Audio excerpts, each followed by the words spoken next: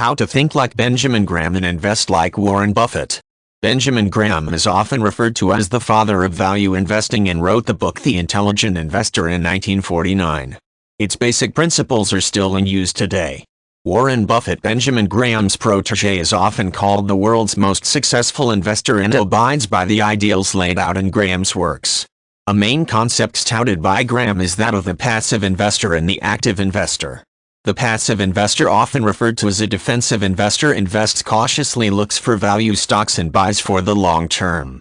The active investor, on the other hand, is one who has more time, interest, and possibly more specialized knowledge to seek out exceptional buys in the market. There were two additional theories he gave investors. First, if an investment does not offer both some safety of principal and a promise of a decent return which is to be discovered through analysis of the stock, the purchase is not an investment, it is speculation. His second rule was that the investor should make decisions independently of what the market thinks. The reasons to choose a stock should be based on nothing more than sound research and analysis. Because Graham understood that the great majority of individuals have other things to do besides research investments, he said most people fall into the passive category. He posited that the goal of the passive investor is to gain returns on a diversified portfolio that are on par with or slightly above the average market returns for a given period. Under these rules today, many blue-chip stocks would fit into a defensive or passive investor's portfolio. However, for the active investor there are additional items.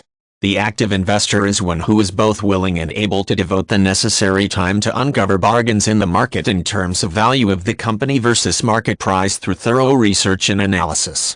For these investors, he recommended searching for secondary companies which are solid firms in an important field but not necessarily the leader in the field. Also fitting this definition are those companies that are industry leaders in less important industries. Other areas of searching are for bargain stocks, those that are valued at less than half of the indicated value.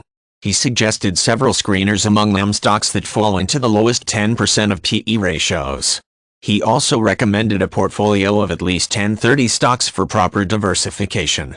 Benjamin Graham felt for both passive and active investors with proper care in selecting investments that money could be made in the market through sound business judgment and analysis.